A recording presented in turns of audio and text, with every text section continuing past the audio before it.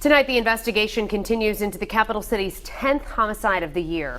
A 48-year-old woman was shot and killed on Charles Street by her estranged ex-husband. Court documents show he had a history of domestic violence, and police are still trying to find out how he was able to access a gun. Eyewitness News reporter Alexandra Leslie spoke to the Rhode Island Coalition Against Domestic Violence. She joins us now with what they say needs to be done to prevent future tragedies. Alexandra? Good evening. Well, Berta Hudson was seemingly taking all the right steps to end contact with the man police say killed her. The Rhode Island Coalition Against Domestic Violence say it's trying to figure out what else can be improved so another life isn't lost. These candles, flowers, and balloons mark where a family is still in mourning tonight. Very tragic what happened. Providence police say 48-year-old Berta Hudson was shot and killed outside this Charles Street home Saturday afternoon.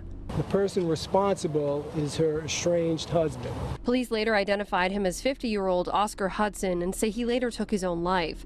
Court documents show Berta Hudson filed for divorce from him last December. Documents also show he was arrested this April and charged with domestic violence. He was found guilty and given a no-contact order. Why did he have access to a firearm when he had a domestic violence history? This is just one of the questions the Rhode Island Coalition Against Domestic Violence has. Police are looking into where Oscar Hudson got the gun he's alleged to have used in light of a gun surrender law passed in 2017.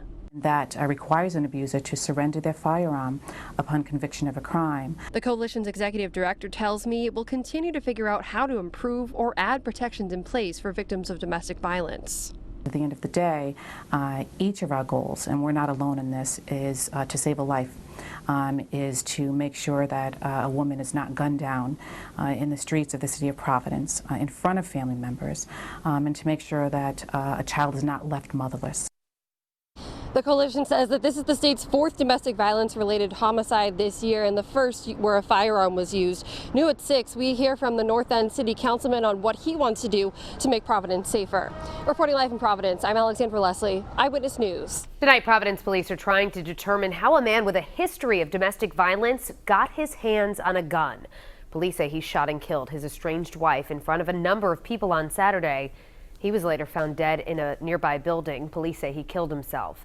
Eyewitness News reporter Alexandra Leslie talked to the city councilor who represents the ward where this all happened. She joins us live in Providence with what he had to say. Alexandra? Good evening. Well, Councilman Nicholas Narducci tells me this Saturday's incident shocked him and that city and state leaders need to consider working together to tighten up existing gun laws. Providence police say 48-year-old Berta Hudson was shot and killed by her estranged husband Oscar Hudson outside this Charles Street home Saturday afternoon. Court documents reveal a bitter end to the divorce Berta filed for last year. Oscar Hudson was charged and found guilty of domestic violence last month. This is the state's 4th domestic violence-related homicide and Providence's 10th homicide overall this year. With the way the violence is happening and the stabbings and the shootings, it could be anybody. Councilman Nicholas Narducci represents the city's 4th ward where Berta Hudson was killed. He says this never should have happened. I'm going to be reaching out to my reps, to my senators, and ask for their help to maybe even stiffen up the new laws. I know just recently some new laws went into effect. He's talking about the Protect RI Families Act. It requires abusers convicted of domestic violence misdemeanors or subject to restraining orders to surrender firearms. Narducci says he's concerned about a loophole, illegally purchased guns, meaning they aren't registered to the offender. We can control people purchasing legal guns. There's no way to control someone purchasing a gun off the streets, an illegal gun. And tonight, Providence police are still looking into where Oscar Hudson got the gun he's alleged to have used. Police were not able to comment on camera today. Reporting live in Providence, I'm Alexandra Leslie, Eyewitness News.